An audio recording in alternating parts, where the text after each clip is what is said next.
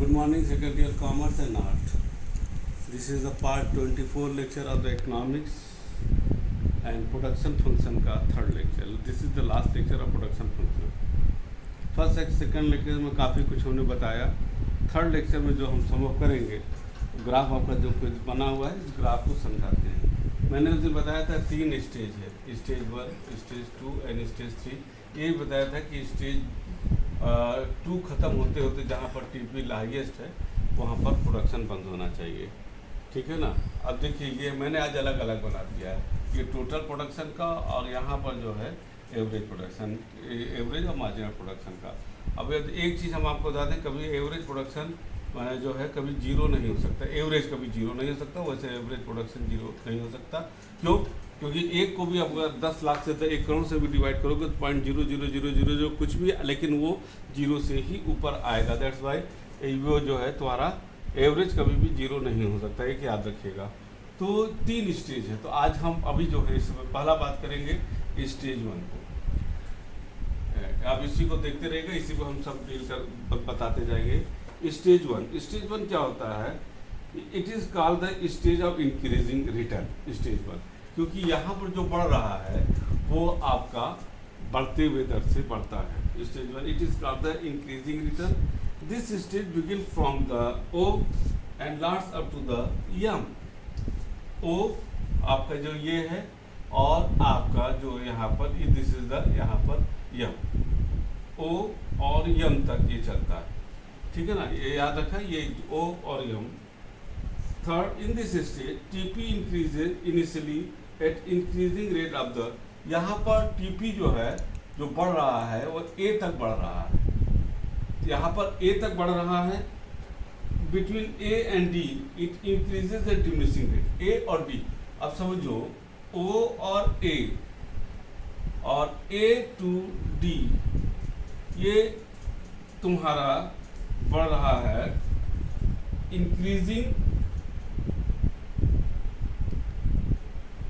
Increase कर रहा है विथ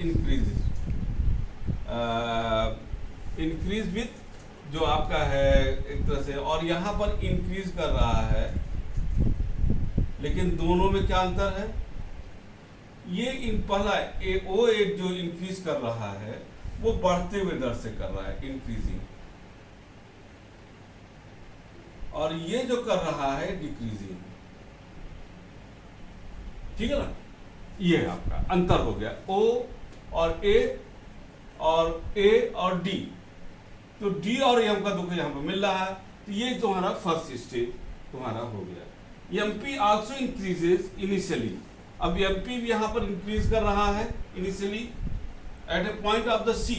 यहाँ पर सी पर thereafter it begin to decline, और यहाँ से ये डिक्लाइन करने लगता है. thereafter it begin to decline and become equal to the average product at the point of view. यहाँ पर E पर दोनों आकर के आप मिल जाते हैं, दोनों बराबर हो जाते हैं. तो E पर क्या हो रहा है? E पर MP is equal to AP. ठीक है, ये हो गया. AP increases and reaches if the maximum at point E. E पर AP maximum हो जाता है जहां पर MP और AP मिलते हैं.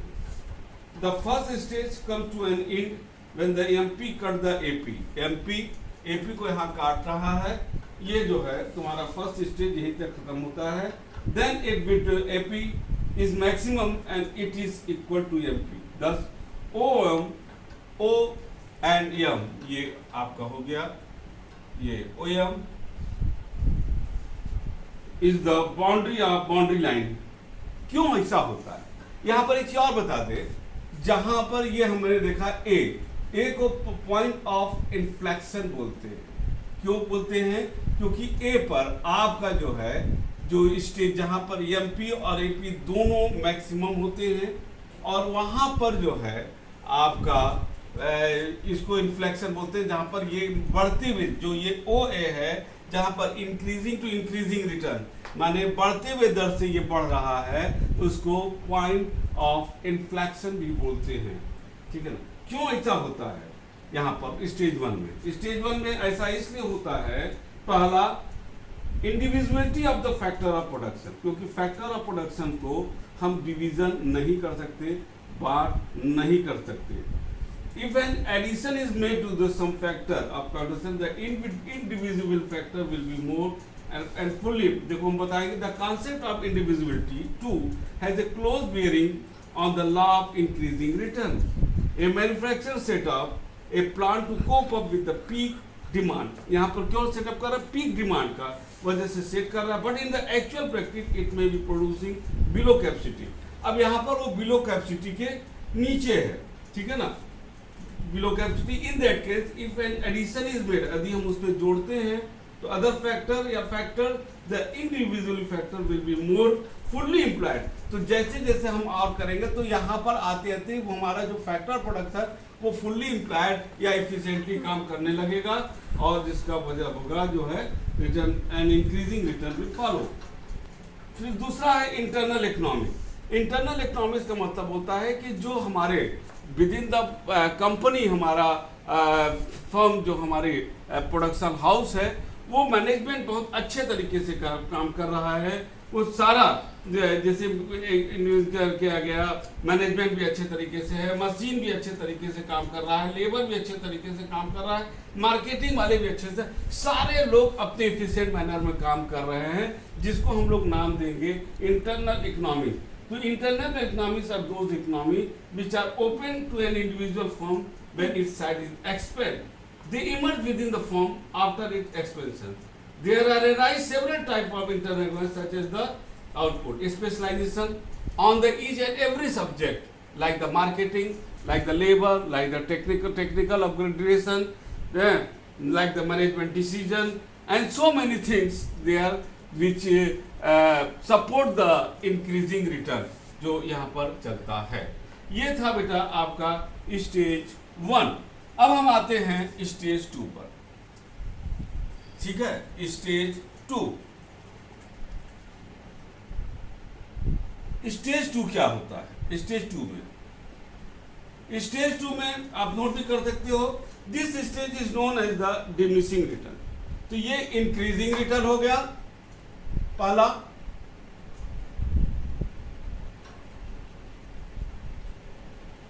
और ये जो है diminishing return.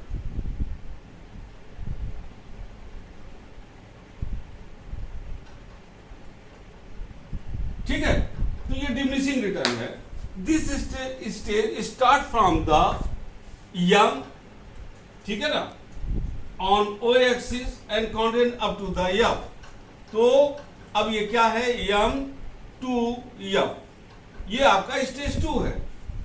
In this stage TP continue to increase.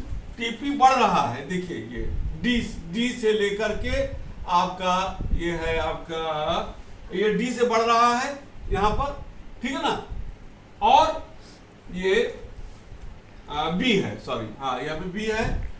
तो डी से लेके बी तक आपका सेकेंड स्टेज है. तो second stage d to b, यहां पर डी टू बी और यहां पर एम टू एफ, ये इक्वल हो गया, ठीक है. TP continue to increase diminishing return and reaches. यहां पर ओ से डी तक यहां पर इंक्रीजिंग रिटर्न है, मैंने लिखा भी था, और ये बढ़ रहा है लेकिन घटते हुए दर से बढ़ रहा है. TP continue to increase diminishing reaches at maximum point of the b, this is the point. MP continue to decline. अब यहां से जो है एमपी घट रहा है, आपका लगातार घटता जा रहा है तेजी से, और एपी भी यहां से घटना शुरू हो गया यहां पर ई से, ठीक है ना. MP continue to decline and become zero at the end of the stage at point f. यहां पर जीरो हो गया, जहां पर टीपी जो है, जहां पर स्टेज 1 2 खत्म हो रहा है, वहां पर एफ पर एमपी जीरो हो जाएगा, ठीक है. AP start. अब एपी यहां से देखो, यहां से एपी डिक्लाइन करना शुरू कर दे रहा है. जहां से स्टेज 2 स्टार्ट हो रहा है वहां से एपी भी डिक्लाइन करना शुरू कर दे रहा है. Through out the stage AP is more than the M. This stage come to an end when TP is the highest. यहाँ पर TP is the highest. When TP is highest as known by the point B and MP is 0, MP 0. The line of FB indicate the boundary line of this. ये B जो है boundary line हो जाता है stage 2 का. अब इस producer जो है इसी स्टेज में रहना चाहता है, क्योंकि इसके बाद जब टीपी गिरने लगेगा जो स्टेज 3 में आ जाएगी, जिसको अभी हम 2 मिनट बाद डिस्कशन करते हैं. अब यहां पर ये स्टेज 2 के बारे में ऐसा क्यों होता है. पहला पॉइंट है, आप नोट कर सकते हो, dis economics causes by for diminishing return. Economics यानी कि जब हम बेहतर उपयोग करते हैं क्षमता का, उसकी प्रोडक्टिविटी इनपुट से ज्यादा आउटपुट है, और यहां पर जो इनपुट है आउटपुट भी ज्यादा हो रहा है लेकिन वो घटते हुए दर से हो रहा है, यानी कि कहीं न कहीं efficiency of the firm is decreasing due to so many reason कि हमने कैपेसिटी से ज्यादा उसका प्रयोग करना शुरू कर दिए हैं. तो वो बढ़ तो रहा है लेकिन घटते हुए दर से हमारा वहां पर बढ़ रहा. तो ये हो गया आपका जो है in this initial stage increase the क्या कहते हैं in the quantity of the variable factor, fix factor being held constant, result in the better organization of the production unit, result in the better division of labor, more specialization, better use of the individual factor of production, and these hence result in higher efficiency and more production. But beyond a stage, beyond the optimum stage, increase the quantity of variable factor, only disturb, माने ये disturb कर देता है कि जी से जैसे आगे बढ़ेंगे तो जो वो जितना इस स्टेज में बेहतर ढंग से काम कर रहा था उतना बेहतर ढंग से यहाँ पर नहीं काम करेगा due to the over crowded of the factor of production. ठीक है ना. तो ये आपका था. सेकंड इसमें आप माने फर्स्ट पॉइंट जो आप नोट कर सकते हो, diseconomies causes for diminishing return, and second point is imperfect substitutability, जो सब्स्टिट्यूट होता है उसका ऑफ फैक्टर ऑफ प्रोडक्शन. इसका है John Robinson goes deeper into the causes of the diminishing return. उन्होंने कहा कि डिमिनिशिंग रिटर्न जो है इसलिए होता है कि फॉर फैक्टर ऑफ प्रोडक्शन ये इम्परफेक्ट सब्स्टिट्यूट होते हैं एक दूसरे को. जैसे फॉर एग्जांपल हमारा लैंड फिक्स फैक्टर है और लेबर वेरिएबल फैक्टर है, और इन द बिगिनिंग एडिशनल जो लेबर होंगे उससे प्रोडक्शन बढ़ेगा बढ़ते हुए दर से, लेकिन लेबर तो नहीं बढ़ा, लेबर को हम सब्स्टिट्यूट नहीं कर सकते. लेकिन जब लैंड नहीं बढ़ा, लैंड को सब्स्टिट्यूट भी नहीं कर सकते. जब लेबर बढ़ाने लगे और लैंड की मात्रा उतना ही है तो वो उतना परफेक्ट काम नहीं करता है. ठीक है. अब आते हैं बेटा थर्ड स्टेज पर. ठीक, थर्ड स्टेज पर हम आ रहे हैं. थर्ड स्टेज में क्या है, अब देखिए थर्ड स्टेज या बी. ठीक है. In this stage it is the negative return.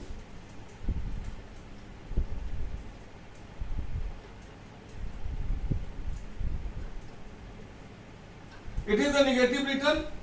This stage begin beyond the F on OF. अब देखिए F है तो F से लेकर के F से beyond third stage, beyond F से आगे है ये. ड्यूरिंग दिस स्टेज टीपी भी घट रहा है. ठीक है. देखिए TP start diminishing.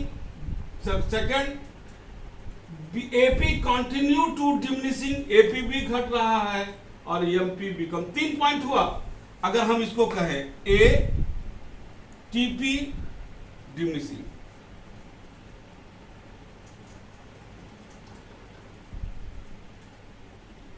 B AP continue to diminishing, और C MP become negative. ऐसा क्यों होता है, अब इस पर आ जाए. This situation arises when excessive, माने हम ज्यादा जो वेरिएबल फैक्टर है उसको हम ज्यादा जब प्रयोग करते हैं अफेक्ट वो एफिशिएंसी, फिक्स फैक्टर की एफिशिएंसी. यहां तो ओवर क्राउडेड है, यहां क्राउडेड का और आगे चला गया. यहां पर क्राउड बढ़ रहा था लेकिन अभी भी ठीक ठाक एफिशिएंसी है, लेकिन यहां पर due to the over crowded अब यहाँ पर 100 जो आ रहा है वो टीपी जब गिरने लगा तो फिक्स फैक्टर करते नहीं, and the proverb too many cooks spoil broth. ध्यान दीजिए, too many cooks spoil the broth, broth BROTH apply aptly apply to this factor. जितना देखो कभी कभी हम इसीलिए in the economics and management हम लोग दो शब्द का प्रयोग करते हैं, हम लोग दो शब्द का प्रयोग करते हैं। कभी हम लोग मिनिमम नहीं कहते, क्योंकि मिनिमम आप यहां पर हो, जब मिनिमम यहां पर आप प्रयोग करोगे मिनिमम यूटिलाइजेशन ऑफ रिसोर्सेज, मतलब कि रिसोर्सेज तो सही है, तो यहां पर कॉस्ट अभी आपका यहां पर कॉस्ट ज्यादा रहेगा। आप जब कॉस्ट पढ़ोगे तो आएगा, धीरे धीरे कॉस्ट कम हो रहा है, ठीक है, और यहां से फिर उठने लगेगा और यहां पर जो है आप जो आओगे मिनिमम आ जाएगा यहां पर आपका, और यहां के बाद फिर कॉस्ट बढ़ने लगेगा। अब यहां पर जो आएगा आपका वो ये है कि साहब, और यहां पर भी अपनी कैपेसिटी है आपकी, लेकिन जैसे ही आप कैपेसिटी का ओवर यूटिलाइजेशन करोगे, जिसको कहेंगे मैक्सिमम, तो वो मैक्सिमम जैसे करोगे वो आपका कॉस्ट बढ़ने लगेगा। हम लोग इसीलिए इकोनॉमिक्स में हम लोग बोलते हैं optimum utilisation of resources, minimum भी नहीं और मैक्सिमम भी नहीं। अब आप कहोगे साहब जब हम स्टेज 2 जहां खत्म हो रहा है वहां मिनिमम कॉस्ट आ रहा है, उसके बाद बढ़ने लग रहा है, तो क्यों नहीं हम यहाँ पर भी तो रुक सकते थे, आप तो यहाँ रुकने का मना कर रहे हैं। बेटा इसलिए हम यहाँ रुकने को नहीं कर रहे हैं, क्योंकि इस स्टेज पर अभी आपका जो भी आपका फैक्टर ऑफ प्रोडक्शन है, फिक्स फैक्टर प्रोडक्शन पर, वो लिस्ट यूटिलाइज है, and that will hamper the efficiency of the factor of production. तो जस्ट टू मैनेज हम फैक्टर ऑफ प्रोडक्शन को मैनेज करने के लिए, उसको सही उपयोग करने के लिए हमको डी से आगे बढ़ना पड़ता है। लेकिन जब हम बी पर जाते हैं तो वहां पर फैक्टर ऑफ प्रोडक्शन हमारा मिस यूटिलाइज होगा। अब 4 आदमी का काम 10 आदमी को रख दिए तो वहां पर काम नहीं होता, बदकही होता है, क्योंकि जितने ज्यादा लोग जो मैंने एक पॉइंट बोला था, too many cooks spoil the broth, माने बर्बाद कर देते हैं ज्यादा लोग। कम एक जहां जितने की जरूरत है उतना ही होना चाहिए, न कम न ज्यादा। दैट्स व्हाई वी यूज आपका जो है हम लोग ये करते हैं ऑप्टिमम यूटिलाइजेशन ऑफ रिसोर्सेज, ठीक है। अब आते हैं एक थोड़ा सा फिर से हम जो बात करने जा रहे हैं यहां पर, इसको मैंने कहा था पॉइंट ऑफ इन्फ्लेक्शन, ठीक है ना। अब देखिए यहां पर इसको थोड़ा सा बोलेंगे हम, पॉइंट ऑफ इन्फ्लेक्शन को थोड़ा सा हम और बोलना चाहेंगे।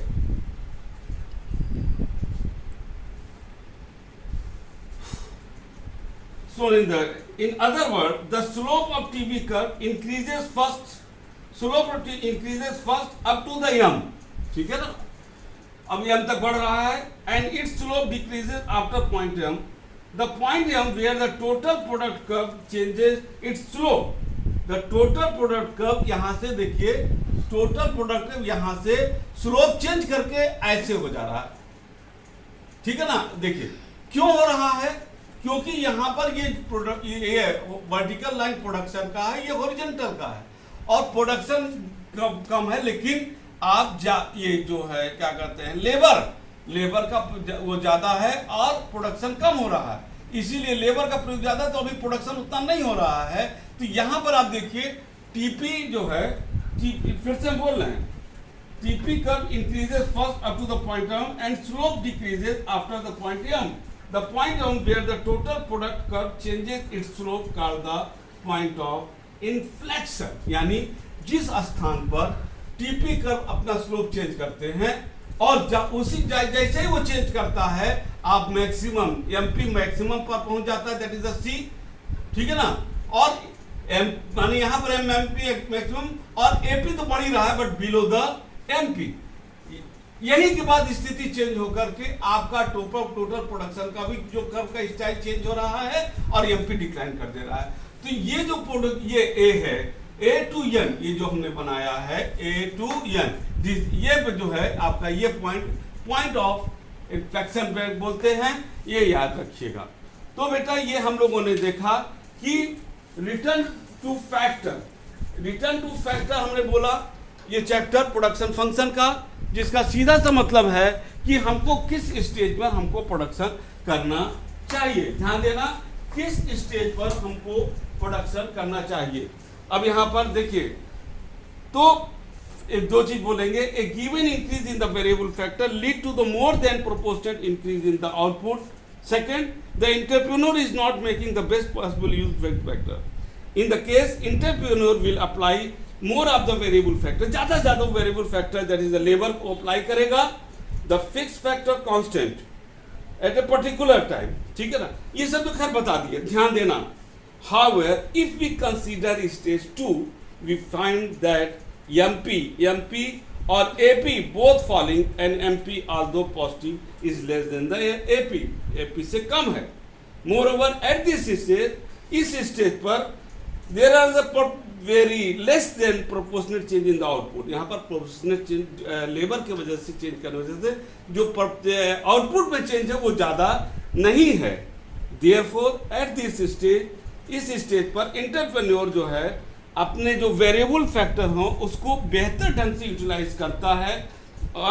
सो दैट जब वेरिएबल फैक्टर करेगा तो फिक्स फैक्टर इफिशिएंटली और अच्छे तरीके से काम करेगा. So at this stage in which the entrepreneur can use the available resources in the optimum manner, यानी इस स्टेज पर एंटरप्रेन्योर अपने उद्यमी अपने जो भी वेरिएबल फैक्टर है उनका बहुत बेहतर ढंग से प्रयोग करके वो ऑप्टिमम यूटिलाइजेशन ऑफ रिसोर्सेज और मैक्सिमम गेन की तरफ जा सकता है. तो this was the end of this chapter that is the production function. I think first second को लेते हुए जो थर्ड मेरा लेक्चर था ये वाला, इसमें आपको पूरे का पूरा चैप्टर आपको क्लियर हो गया होगा. ठीक है ना. अब इसी के साथ हम लोग इसको समाप्त करते हैं.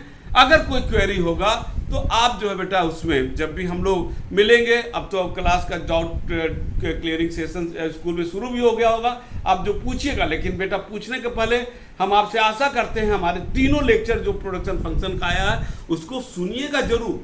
देखो आप लोग क्या होता है, मैं देख रहा हूँ कि आप लोग क्वेश्चन कभी कभी पूछ रहे हो तो ऐसा लगता है कि आप पढ़े नहीं हो और उसको पूछ रहे हो, क्योंकि अभी भी कुछ बच्चे किताब में ही फंसे हैं कि कौन सी किताब लें, जबकि हर बार हम ये बोलते चले आ रहे. इसका मतलब है कि आप लेक्चर को ठीक से नहीं सुन रहे हो. तो please it is my personal request बेटा, ऑल ऑफ यू, चाहे कॉमर्स के स्टूडेंट हो चाहे आर्ट्स के स्टूडेंट हो, आप सब लोग बेटा इसको फिर से लेक्चर को शुरू से सुनिए. और सिस्टर ने बहुत अच्छे ढंग से एक ऑर्गेनाइज किया ही है स्कूल में डाउट क्लियरिंग सेशन हफ्ते में 2 बार, और वो भी अलग अलग सबका, कॉमर्स इकोनॉमिक्स का, बहुत बढ़िया है. आप लोग उसको अवेल कीजिए और पूछिए, लेकिन पूछने के पहले पढ़िए. ठीक है, तब तक के लिए हम अब आज का लेक्चर ओवर करते हैं. तब तक के लिए good day and good bye. Thank you.